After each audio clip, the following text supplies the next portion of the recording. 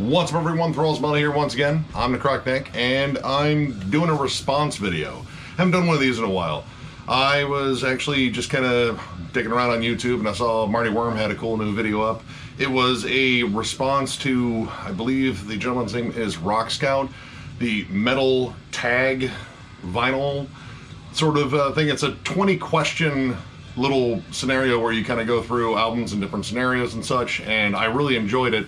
Now, granted, I don't collect vinyl. I do collect a shitload of CDs, and I definitely had some input, and I wanted to actually go over this because these were a lot of fun questions, and I have to say some of them are really, really tough. I'm going to leave links to both Marty Worm's channel and Rock Scout's down there so you can actually check out what they did. I strongly recommend checking out Marty's channel. I've been watching since before this channel even formed, and he always has some really cool content. So yeah, let's get into it, and let's see. Question number 1, music spoiled by vocals. And there were definitely a lot. In fact, I definitely agree with Marty on his. He, I believe, had Cathedral on there. Yeah, Lee Dorian's an acquired taste, but I went with Cross-Examination, Menace to Sobriety. Now, not a super well-known band at all. This might be their only release, but I really enjoyed the music, but the vocals are terrible. It's like some shrieking Muppet just screaming all over this album, and it's this high-pitched, very shrill, obnoxious sort of shriek or yell or whatever. It's bad. And it sucks because the music's really good. Like, this is just some solid crossover thrash. Very punky, great riffs in here, but oh my god, dude, the vocals completely take me out of this. But yeah, again, not a super well-known one, and I don't think this glowing review of this album is probably going to get you to listen to it, but I'd still say check it out just to form your own opinions. But yeah, ooh, it's a rough listen. Question number 2, an album you love that is let down by bad production. Suffocation, Breeding the Spawn. Pretty much this was immediately what I thought of when I thought of this question. I love this album. I think the songs are great. Marital Decimation is one of my favorite Suffocation songs. Title track's an absolute banger. The production on this album is legendarily terrible. It's muddy. It's just bad. And I can't believe they kind of went away from Scott Burns, because Effigy sounds great. Effigy sounds fantastic to this day, and Pierce from Within sounds amazing. It's my favorite Suffocation album if you saw our ranking. But man, they really missed the mark when it came down the mix of this album. It is just a muddy mess. The guitars are almost indistinguishable. Drums sound just, I don't know, everything just sounds bad. Everything just kind of sounds bad on this, and it sucks because this is a great album. The songs are absolutely amazing. I mean, they were definitely proud of it because they re-recorded pretty much every track so far on every subsequent release. But this was still when they were on Roadrunner, and given Roadrunner's current status, I doubt they're ever going to reissue it, which sucks because it's an absolutely awesome album, and yeah, it deserves a remaster, a remix, something, all of it. Reissue this thing. Make it beautiful. Make it as beautiful as it should be. But yeah, this one's pretty well known in terms of its bad mix, but yeah, this one, fix it. Come on. All right, the next question. A band that suffers from a weak member. And yeah, it's Metallica. And it's Lars. It's always been Lars. Even when Metallica was writing like their absolutely classic albums, Lars has always just been kind of an average drummer. Now, I know he's like self-taught and whatnot, but I mean, all his contemporaries, like literally every other drummer in the Big Four and outside of the Big Four, just seemed like they pushed themselves a little bit more to be more energetic. His fills are always basic, and then when you get down to like Black Album and even And Justice for All, man, he just kind of regressed as a drummer. Like, he had moments where he was decent, but I don't know, I think he just got comfortable and he didn't push himself like others. I want to say I heard somewhere that Dave Lombardo offered to give him drum lessons. You should have taken him up on that, because Dave Lombardo is a beast still. But yeah, he's always been the weakest link, at least musically. I mean, marketing wise, I guess he's pretty damn strong, but yeah, musically, no. So yeah, that was my pick for that one. Number 4, show an album that to you defines heavy. And I went with Entombed's Left Hand Path. In terms of heavy, in my opinion, the HM2, big, crusty, dirty, nasty, Swedish death metal tone is possibly the heaviest tone there is, at least in my opinion. Like, it just does not get more crunchy and disgusting. Before I listened to this, I was listening to lots of, like Floridian death metal and just like American death metal and such. And I love all those crunchy tones, like the big thrashy chugs you hear in like Deicide albums, Cannibal Corpse. But when I heard this, I was absolutely just blown away by how absolutely heavy this was. And musically, it's heavier than hell. And the fact that they have like, some punk background in there too, the D beats, all that stuff. This is, I'd still say, one of the heaviest albums out there. I mean, Clandestine is definitely up there as well. Their follow-up is really fucking good. But this definitely defines heavy for me. I think it still defines heavy because there are people still jockeying this sound, courtesy of them and Dismember, which I thought about throwing Dismember in there, but I have a close connection and love for this album, so it had to be this one. But yeah, this album defines heavy, for me at least. Number 5, show an album recommended to you by the music community. So I just went with YouTube comments and people that I became friends with on Facebook and such. And one person in mind, almost always mine in terms of his musical recommendations, is our buddy Joshua Coe.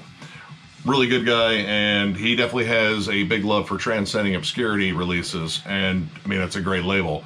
And Oak Lore was one he recommended, and I don't think I realized he recommended it until I picked it up, and then was like, oh yeah, I recommended that a while ago, and I saw his link to their Bandcamp, like, oh, maybe I did jam this. But either way, he recommended this one, and it is absolutely amazing death doom. There's only 4 tracks on here. It's, I think, close to 50 minutes long. Massive songs.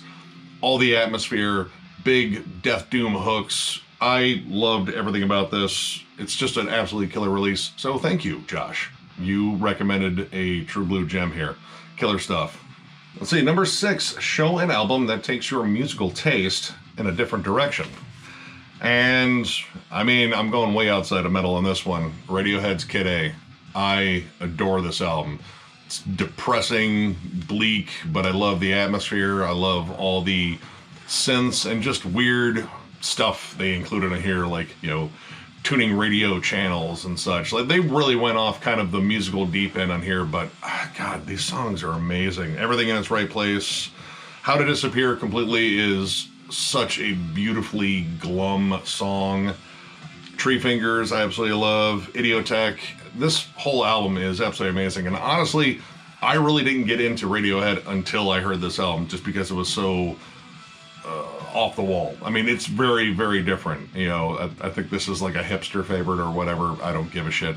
I love it. And yeah, this is definitely a different direction. I thought about throwing in some 80s pop, like Duran Duran's Rio, I love that, or Depeche Mode's Violator. But this one came to mind because it's in a completely different, musical category than tons of my stuff. And I still come back to this one frequently. So yeah, definitely a very, very different direction here. See, number 7, a gem in your collection. And I kind of went with rarity on this one because this is really hard to find. It's Black Dahlia Murder's Buy Us a Van demo. I picked this up for like $15 used forever ago, and yeah, this is only 50 copies. I have number 6 of 50, and it's pretty much the raw start for these guys. This is just kind of them being their goofy selves. It's a solid demo, and they definitely improved over time. This definitely does not reflect where they are now because they've become better musicians and have had a lot of people go through that. But I mean, the mainstays, Trevor and Brian, are still on here, and yeah, it's a solid start, and it's probably the most rare thing I own, so I would say it's a gem, and I guess it goes for a pretty fair amount on Discogs, but yeah, I picked this up forever ago. Kind of nice being in close proximity to Detroit, where these guys are from. So yeah, really cool gem right here. Okay, number 8. The band in your collection that formed closest to where you live. Now, I thought about throwing in Constricted because that's Shred and Ren's band, but that would have been too easy, so I just went with a Toledo death metal band, Descendant, with their album Degeneration. This is probably the first band I think I ever picked up from Toledo, so this was my first local band, though I didn't know it. Self-released, independent, old school death metal. I believe the frontman is a tattoo artist still here, and this is just a killer release. It's very just like Suffocation, Cannibal Corpse, like, you know, 90s death metal, like 90s American death metal. I absolutely still love this release. I think I brought it up in an underrated death metal video from like forever ago, or it seems like forever ago. But yeah, local Toledo death metal. There's some other ones I thought of too, but this is the one that came to mind because I've had this CD since I was in high school, so probably right around 1995 when this came out. So yeah, definitely check these guys out. Their stuff is on YouTube. I believe they are no longer around, but killer stuff. Number 9. An album you reach for melody-wise. Now, I thought about going with like more classic heavy metal or like really melodic thrash, but the one that I went with was Blue Oyster Cult's Fire of Unknown Origin because these melodies have been stuck in my head since I was a kid, and I love pretty much every song in here. Every song in here is very melody-driven. Of course, Burning For You, giant hook in there, but the title track, Veteran of the Psychic Wars, oh God, I love that song. Vengeance, The Pact, that might have one of the more metal moments on here in terms of like a big galloping bridge, but hooks, big choruses, layered harmonies. This is so melody-centric, and I frequently come back to this one. This might be one of my favorite Blue Oyster Cult albums. Definitely up there as far as classic rock. But yeah, this is definitely an album I go to when I'm looking for just something melodic. So yeah, good stuff. Number 10, the album in your collection you would sell first, and it would be albums, and it would be like all the stupid butt rock I picked up. So yeah, Nickelback, Creed, shit like that. I still have it. I don't get rid of anything in my collection, so there are still tons of mistakes from the past. I still have more Limp Bizkit than I'm comfortable with. There's even some Five Finger Death Punch, and generally I will give most bands like a 2-album try, and then people gave me some Five Finger Death Punch as gifts, and I don't know if I talk to those people anymore. But yeah, there are mistakes. I would get rid of those probably first before anything else because I cherish a lot of the stuff. Like, you know, I've kind of surrounded myself in this wonderful cage of music, and I don't mind being in that cage.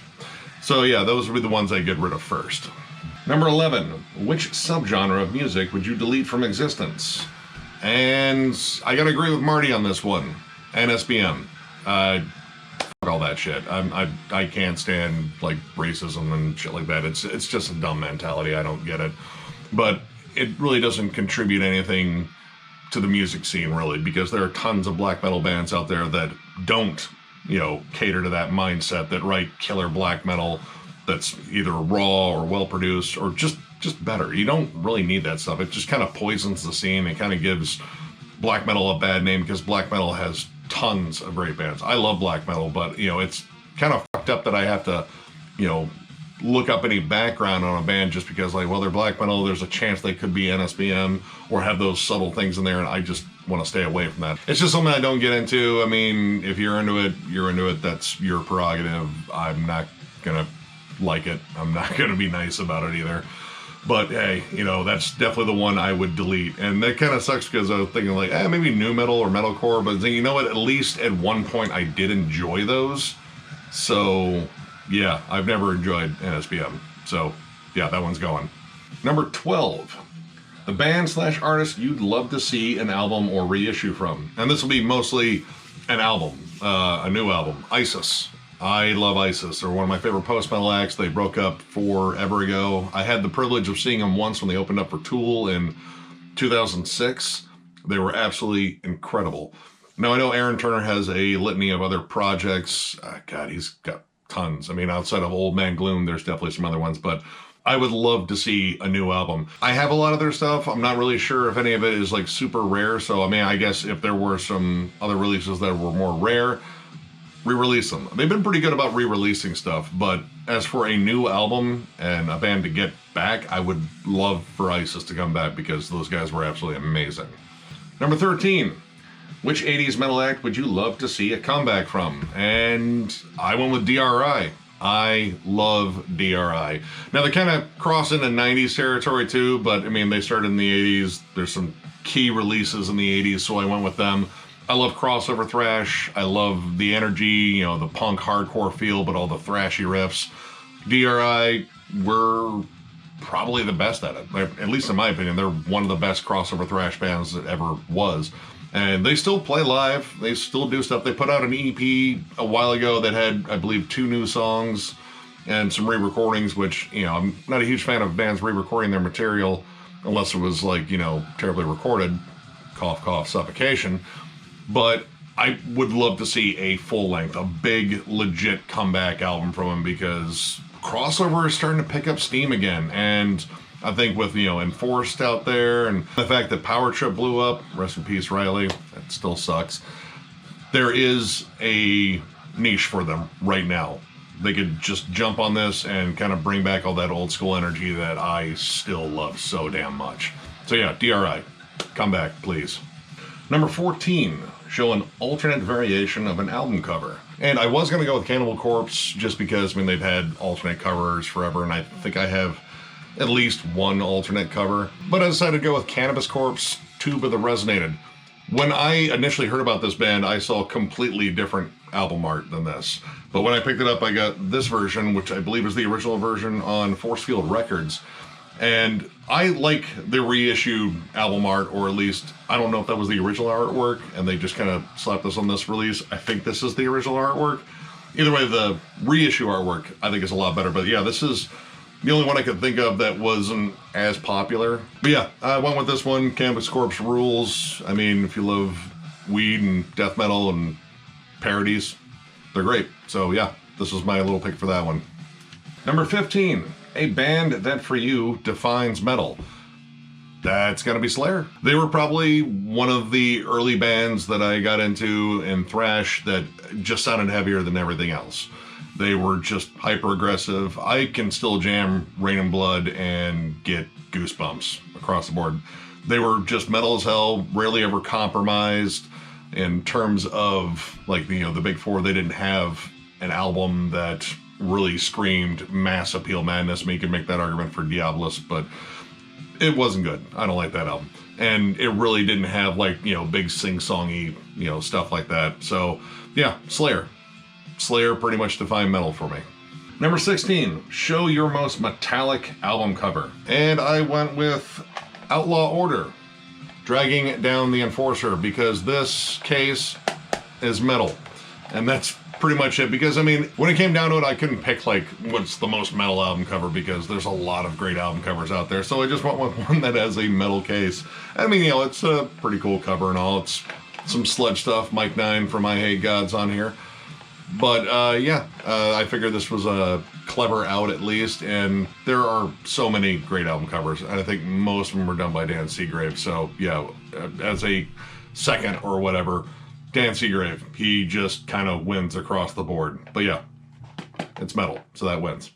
Number 17, a band you disliked at first and now highly regard, and that would be Meshuggah. And this was the first Meshuggah I ever bought, Chaosphere. They opened up for Tool, I believe in 2001. That was my first exposure to them, and I wanted to just check them out. So I picked up their album, and I didn't like it because I could not get into the polyrhythms.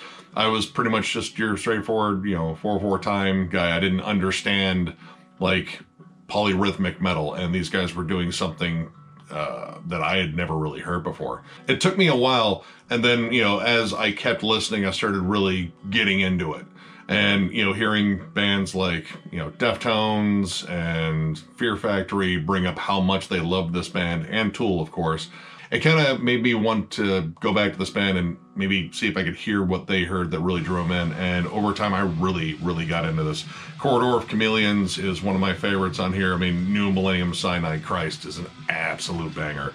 I love Meshuggah now. I own all their albums.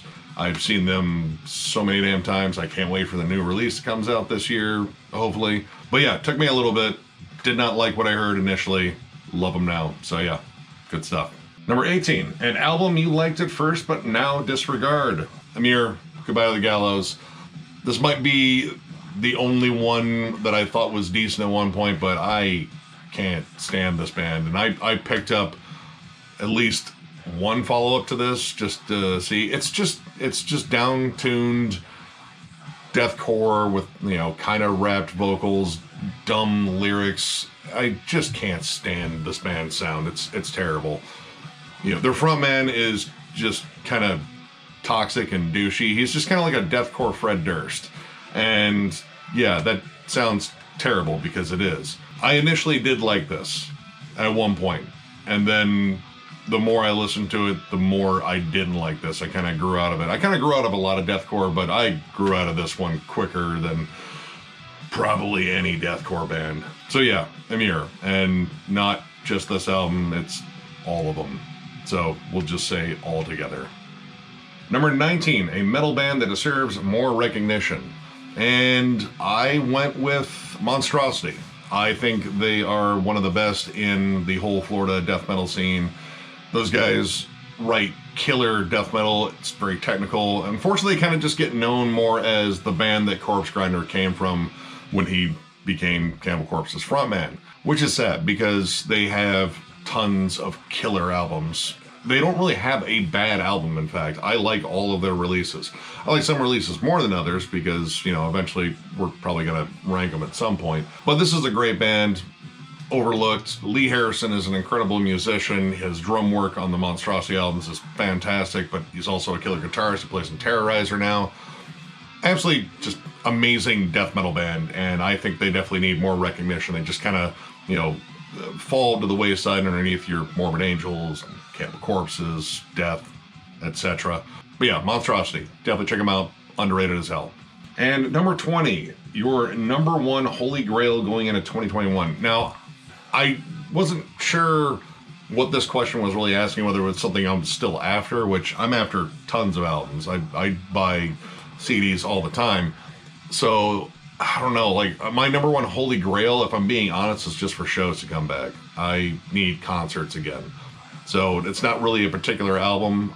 I kind of got one recently with the Sentence reissue of their first album. But honestly, it's the shows. I miss the shows. Live streams are cool. They don't replace all that feeling, but that's the biggest holy grail that I want back. And it's achievable. I can find it. Again, I just have to wait. So yeah, you know, COVID sucks.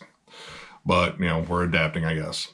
So yeah, that was this list here. And this was a pretty cool one. And I think some of the other Thralls might do this one as well. I really enjoyed kind of going over this. I like having to, you know, really narrow things down like that. And this was just kind of fun to talk about. So yeah, thank you, Marty Worm, for doing that video, because otherwise I probably wouldn't have seen it. And yeah, your list was absolutely awesome too. And we'll see if we can get the other Thralls to jump on this one too, because this, I think, is a fun idea. So if you enjoyed this video, give it a thumbs up. And if you are new to the channel, subscribe, because we do stuff like this all the time. Also, we have a giveaway going on. Once we hit 4,500 subscribers, we're going to give away a nice little bundle of 3 CDs and a vinyl. So definitely check that out. There will be a link in the description as well for that. So yeah, with that, I bid you adieu and catch you later.